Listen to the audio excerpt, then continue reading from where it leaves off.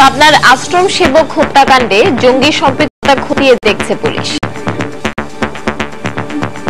নিরীহ একজন কর্মী, তাকে এইভাবে হত্যা করা হয়েছে। সারা দেশে সংখ্যালঘু নিধনের যে মহাযজ্ঞ চলছে, তারই অংশ হিসাবে আজকের এই ঘটনা ঘটেছে। কোনো জঙ্গি সম্পৃক্ততা আছে কিনা এই বিষয়টা আমরা সবকিছু আমলে নিয়েই আমরা তদন্ত কার্যক্রম শুরু করেছি। বাংলাদেশে ভিন্ন মতের অসহিষ্ণু ব্যক্তিরাই হত্যাকাণ্ড ঘটাচ্ছে, মার্কিন পররাষ্ট্র মন্ত্রণালয়ের ব্রিফিং।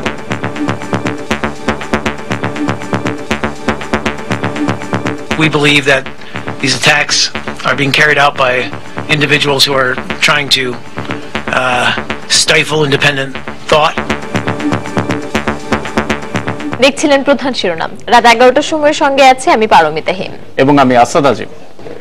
সুপার ভ্যাসমল 33 কেশ কাল সুরক্ষিত কালো চুল আমার ভ্যাসমল যে করলো কামাল। এবার অন্যান্য শীর্ষ সংবাদ।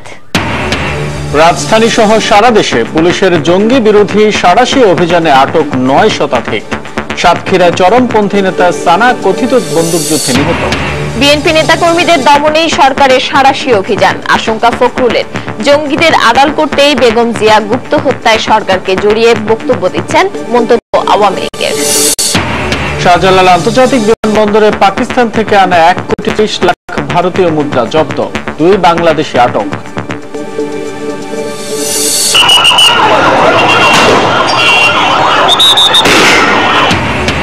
রাজধানী গুলিস্তানে ব্যবসায়ীদের সঙ্গে হকারদের সংঘর্ষ, সড়ক অবরোধ। পরিস্থিতি নিয়ন্ত্রণে আনতে পুলিশের টিয়ার শেল নিক্ষেপ। এবং দেশের শতকরা 20% মানুষের হাতে প্রায় 80% জমির মালিকানা থাকায় বাড়ছে সামাজিক বৈষম্য। ভূমি ব্যবস্থাপনা আধুনিক করার পরামর্শ বিশেষজ্ঞদের।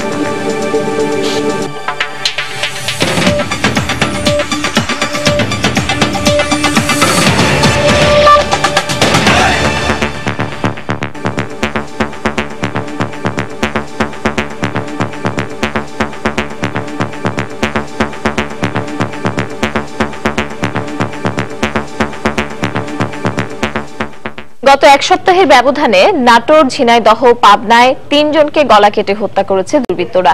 সবশেষ আজ ভোরে হত্যা করা হয়েছে পাবনার শ্রী শ্রী ঠাকুর অনুকূল চন্দ্র সেবাশ্রমের সেবায়েত নিত্যরঞ্জন পাণ্ডেকে। এখন পর্যন্ত ঘটনাগুলোর সাথে কে বা কারা জড়িত তা জানতে পারেনি পুলিশ। এ ঘটনায় অতিরিক্ত পুলিশ সুপারকে প্রধান করে 3 সদস্য বিশিষ্ট তদন্ত কমিটি গঠন করেছে পুলিশ প্রশাসন। পাবনা থেকে এসে আসাদের পাঠানো তথ্য ও ছবি নিয়ে ডেস্ক রিপোর্ট। একের পর এক অস্বাভাবিক মৃত্যুর মিছিলে এবার যোগ হলো আরো একটি নাম, নিত্যরঞ্জন পাণ্ডে। প্রতিদিনের মতো শুক্রবার কাক ডাকা ভোরে হাঁটতে বের হয়ে তিনি খুন হলেন পাবনার হেমায়েতপুর মানসিক হাসপাতালের সামনে। ভোরের আলো ফুটতেই তার গলা কাটা লাশ দেখে স্থানীয়রা থানায় খবর দিলে পুলিশ ময়নাতদন্তের জন্য হাসপাতালে পাঠায়। আসলে সবচেয়ে নিরীহ একজন কর্মী, তাকে এইভাবে হত্যা করা হয়েছে। সংখ্যালঘুদের ওপর একের পর এক হামলার তীব্র প্রতিবাদ জানিয়েছেন হিন্দু, বৌদ্ধ, খ্রিস্টান পরিষদের নেতারা। দ্রুত জড়িতদের গ্রেফতার করে আইনের আওতায় আনার দাবি জানান তারা। তার কোনো পূর্ব শত্রুতাও নেই। তাকে হত্যা করা মানে একটি জানান দেওয়া যে এই দেশে যারা সংখ্যালঘু আছে তারা নিরাপদ নয়। আমরা পাবনা প্রশাসনকে পূর্বেই সমস্ত মন্দির এবং ধর্মীয় প্রতিষ্ঠানগুলোর সতর্কতা বাড়ানোর জন্য আবেদন করেছিলাম। তৎসত্ত্বেও আজকের এই মর্মান্তিক ঘটনা অত্যন্ত দুঃখজনক। এই সারা দেশে সংখ্যালঘু নিধনের যে মহাযজ্ঞ চলছে, তারই অংশ হিসাবে আজকের এই ঘটনা ঘটেছে বলে আমরা মনে করি। হত্যাকাণ্ডের সঙ্গে জঙ্গি সংশ্লিষ্টতা আছে কিনা বিষয়টি খতিয়ে দেখছে পুলিশ। একটা তদন্ত টিম আমরা গঠন করে দিয়েছি অতিরিক্ত পুলিশ সুপারের নেতৃত্বে। কোনো জঙ্গি সম্পৃক্ততা আছে কিনা এই বিষয়টা আমরা সবকিছু আমলে নিয়েই আমরা তদন্ত কার্যক্রম শুরু করেছি। নিত্যরঞ্জন পাণ্ডে শ্রী শ্রী ঠাকুর অনুকূল চন্দ্র সেবাশ্রমে 40 বছর ধরে সেবায়েত হিসেবে কাজ করছিলেন। কাজের সুবাদেই দীর্ঘদিন ধরে তিনি ছিলেন পরিবারের বাইরে। নির্ঝঞ্ঝাট শান্ত মানুষটিকে কেউ এভাবে হত্যা করতে পারে তা যেন মেনে নিতে পারছেন না স্বজনরা। তার যে কোনো শত্রু সেটা এটা আমার জানা নাই, কিন্তু যেভাবে মারা গেছে, কিভাবে কি মারা গেছে তাই জানি না। সরকার যেন সুব্যবস্থা করে আর যেন এরকম অকাল মৃত্যু না হয়। এক সপ্তাহের ব্যবধানে একইভাবে হত্যা করা হয় নাটোরের খ্রিস্টান ব্যবসায়ী সুনীল গোমেজ এবং ঝিনাইদহের পুরোহিত আনন্দ গোপাল গাঙ্গুলিকে। এখন পর্যন্ত সুনীল এবং আনন্দ দুজনের হত্যার দায়ী আইএস স্বীকার করেছে বলে জানিয়েছে জঙ্গি তৎপরতায় নজরদারি সংস্থা সাইট ইন্টেলিজেন্স। সাবিহানিপা, সময় সংবাদ। যারা ভিন্নমত সহ্য করতে পারে না বাংলাদেশে এমন ব্যক্তিরাই সাম্প্রতিক সহিংস হত্যাকাণ্ড ঘটাচ্ছে বলে মনে করে যুক্তরাষ্ট্র। বৃহস্পতিবার ওয়াশিংটনে বিদেশি সাংবাদিকদের জন্য আয়োজিত সংবাদ সম্মেলনে একথা বলেন পররাষ্ট্র মন্ত্রণালয়ের মুখপাত্র মার্ক টোনার। বাংলাদেশ প্রসঙ্গে প্রশ্নের জবাবে মার্ক টোনার সম্প্রতি বিভিন্ন হত্যাকাণ্ডের বিষয়ে উদ্বেগ প্রকাশ করেন। বাংলাদেশের নিরাপত্তা বিষয়ে যুক্তরাষ্ট্র সবসময় পাশে আছে উল্লেখ করে টোনার বলেন, এসব হত্যাকাণ্ডের মাধ্যমে বাংলাদেশকে বিভাজনের চেষ্টা চলছে। তিনি হুমকি মোকাবেলায় বাংলাদেশ সরকারের পাশে থাকার আশ্বাস দেন। Bangladeshi authorities to bring the perpetrators of these acts. বাংলাদেশে বহুমতে বিশ্বাসের গৌরবজনক ঐতিহ্য রয়েছে। সাম্প্রতিক হত্যাকাণ্ডগুলো কোনোভাবেই দেশটির বেশিরভাগ মানুষের মতামতের প্রতিফলন নয়। ভিন্নমতে অসহিষ্ণুরাই সহিংসতার মধ্য দিয়ে দেশকে বিভাজনের অপচেষ্টা করছে। এই হত্যাকাণ্ডে দায়ী ব্যক্তিদের বিচারের আওতায় আনতে বাংলাদেশ সরকার চাইলে যুক্তরাষ্ট্রের পক্ষ থেকে প্রয়োজনীয় সহযোগিতা দেয়া হবে। রাজধানী সহ দেশের বিভিন্ন স্থানে আইনশৃঙ্খলা রক্ষা বাহিনীর জঙ্গি বিরোধী সাঁড়াশি অভিযানে 9 শতাধিক ব্যক্তিকে গ্রেপ্তার করা হয়েছে। স্বরাষ্ট্র মন্ত্রণালয়ের নির্দেশে গত রাত থেকে আজ সকাল পর্যন্ত রাজশাহী নগরীর বিভিন্ন এলাকায় অভিযান চালায় পুলিশ। অভিযানে সন্দেহভাজন 31 জনকে গ্রেপ্তার করা হয়।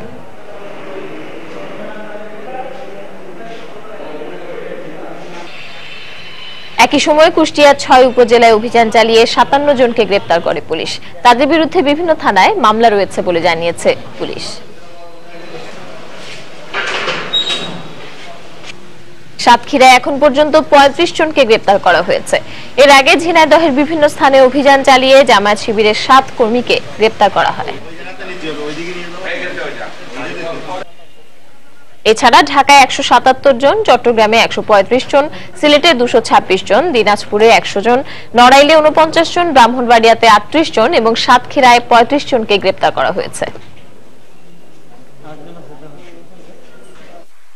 সাতক্ষীরা পূর্ব বাংলা কমিউনিস্ট পার্টির আঞ্চলিক নেতা মোজাফফর সানা গুলিতে নিহত হয়েছে।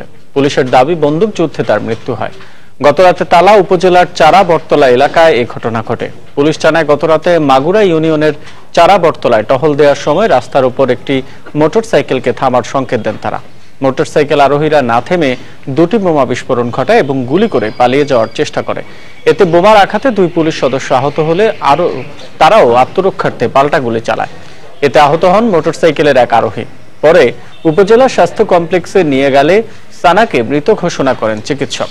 ঘটনাস্থল থেকে একটি দেশীয় শাটারগান ও 3 রাউন্ড গুলি জব্দ করেছে পুলিশ। চট্টগ্রামে পুলিশ কর্মকর্তা বাবুল আক্তারের স্ত্রী মাহমুদা খাতুন মিতু হত্যার সময় প্রিমিয়ার বিশ্ববিদ্যালয়ের পাশ থেকে ছুটে যাওয়া যুবককে আটক করেছে পুলিশ। রাতে নগরীর বাইজিদের শীতল ঝর্ণা এলাকা থেকে তাকে আটক করা হয় বলে নিশ্চিত করেছে পুলিশের একটি সূত্র। তবে এ ব্যাপারে সিএমপির শীর্ষ কর্মকর্তারা কোনো তথ্য দিতে অস্বীকৃতি জানিয়েছে। হত্যাকাণ্ডের ঠিক আগ মুহূর্তে প্রিন্টেড শার্ট এবং জিন্সের প্যান্ট পরিহিত এই যুবককে মিতুর দিকে ছুটে যেতে দেখা যায় সিসিটিভির ফুটেজে। মিতু যখন তার সন্তানকে নিয়ে জিসি মোড়ের দিকে এগিয়ে যান তখন এই যুবক মোবাইল ফোনে কথা বলতে বলতে সেখানে দৌড়ে যান। এই হত্যাকাণ্ডে তাকে অন্যতম সন্দেহভাজন হিসেবে আগেই চিহ্নিত করেছে পুলিশ। আটকের পর তাকে জিজ্ঞাসাবাদ করা হচ্ছে।